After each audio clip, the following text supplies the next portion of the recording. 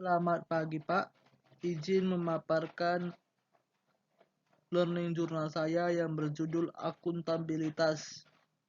Izin memperkenalkan diri, nama Andre Alpando, kelompok 1, Laksar CPNS BMKG, Angkatan 16.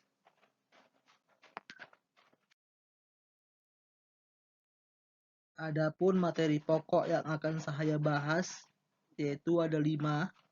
Yang pertama, konsep akuntabilitas. Yang kedua, mekanisme akuntabilitas. Yang ketiga, akuntabilitas dalam konteks. Yang keempat, menjadi PNS yang akuntabel. Dan yang kelima, studi kasus. Yang pertama, konsep akuntabilitas. Poin-poin pentingnya. Yang pertama, dalam banyak hal, kata akuntabilitas sering disamakan dengan responsibilitas atau tanggung jawab. Namun, pada dasarnya kedua konsep tersebut memiliki arti yang berbeda. Responsibilitas adalah kewajiban untuk bertanggung jawab, sedangkan akuntabilitas adalah kewajiban pertanggungjawaban yang harus dicapai. Yang kedua, aspek-aspek akuntabilitas mencakup beberapa hal berikut, yaitu akuntabilitas adalah sebuah hubungan, akuntabilitas berorientasi pada hasil, akuntabilitas membutuhkan adanya laporan, akuntabilitas memerlukan konsekuensi, serta akuntabilitas memperbaiki kinerja. Yang ketiga, akuntabilitas publik memiliki 3 fungsi utama, yaitu 1. Untuk menyediakan kontrol demokrasi, peran demokrasi. Yang kedua, untuk mencegah korupsi dan penyalahgunaan kekuasaan, peran konstitusional. Yang ketiga, untuk meningkatkan efisiensi dan efektivitas, peran belajar. Akuntabilitas publik terdiri dari 2 macam, yaitu akuntabilitas vertikal dan akuntabilitas horizontal.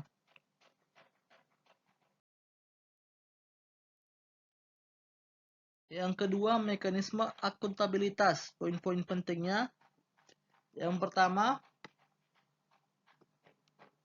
setiap organisasi memiliki mekanisme akuntabilitas tersendiri. Mekanisme ini dapat diartikan secara berbeda-beda dari setiap anggota organisasi hingga membentuk perilaku yang berbeda-beda pula. Contoh mekanisme akuntabilitas organisasi antara lain sistem penilaian kinerja, sistem akuntansi, sistem akreditasi, sistem pengawasan atau CCTV, fingerprint, ataupun software untuk monitor pegawai menggunakan komputer atau website yang dikunjungi. Yang kedua, untuk memenuhi terwujudnya organisasi sektor publik yang akuntabel, maka mekanisme akuntabilitas harus mengandung 3 dimensi, yaitu akuntabilitas jujur dan hukum, akuntabilitas proses, akuntabilitas program, dan akuntabilitas kebijakan. Akuntabilitas tidak ada mungkin terwujud apabila tidak ada alat akuntabilitas. Di Indonesia, alat akuntabilitas antara lain adalah perencanaan strategi, kontrak kinerja dan laporan kinerja. Yang keempat, dalam mewujudkan lingkungan kinerja yang akuntabel, ada beberapa aspek yang harus diperhatikan, yaitu kepemimpinan, transparansi, integritas, tanggung jawab, keadilan, kepercayaan, keseimbangan, kejelasan, dan konsistensi.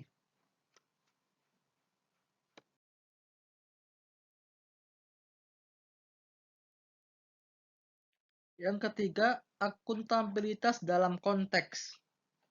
Poin-poin pentingnya yang pertama,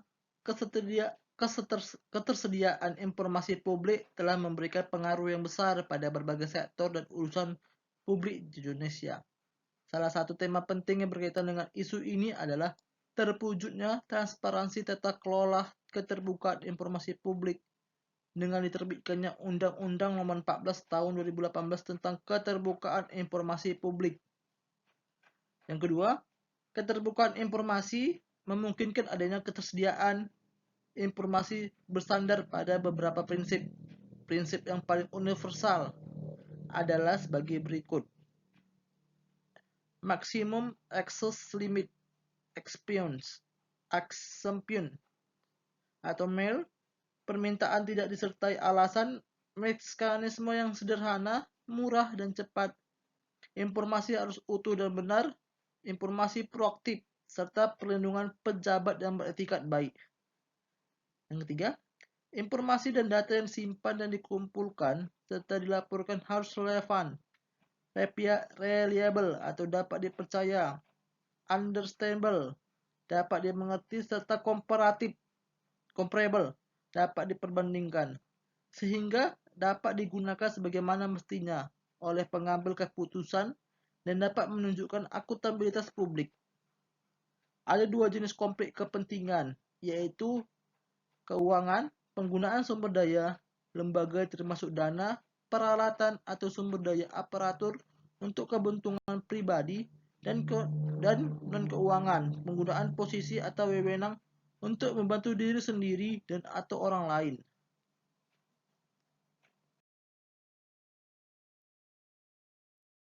Yang keempat, menjadi PNS yang akuntabel.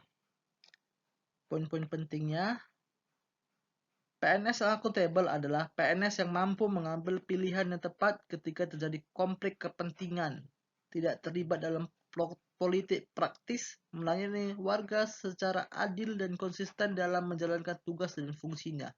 Yang kedua, ASN sebagai profesi berlandaskan pada prinsip sebagai berikut, yaitu nilai dasar, kode etik dan kode perilaku, komitmen, integritas, moral, dan tanggung jawab pada pelayanan publik, kompetensi yang diperlukan sesuai dengan bidang tugas, kualifikasi akademik, jaminan perlindungan hukum dalam melaksanakan tugas, serta profesionalitas jabatan.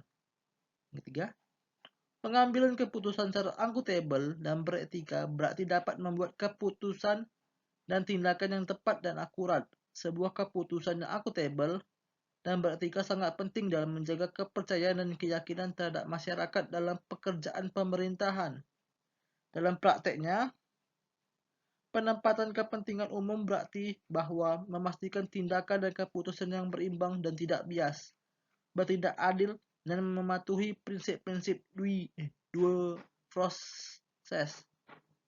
Akuntabel dan transparan, melakukan pekerjaan secara penuh, efektif dan efisien, berperilaku sesuai dengan standar sektor publik, kode sektor publik etika sesuai dengan organisasinya, serta mendeklarasikan secara terbuka bila terjadi adanya potensi konflik kepentingan.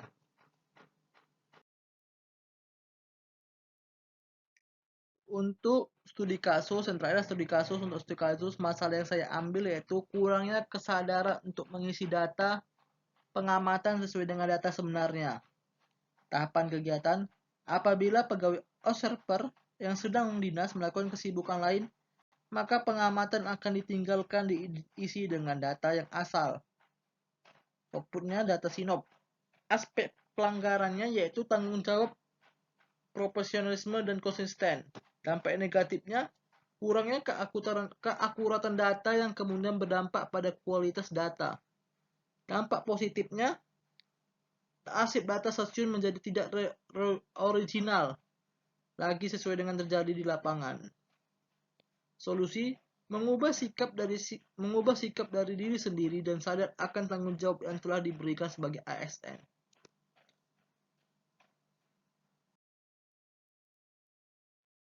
Sekian presentasi dari PPT saya. Mohon maaf jika terjadi banyak kekurangan atau salah kata. Saya ucapkan terima kasih.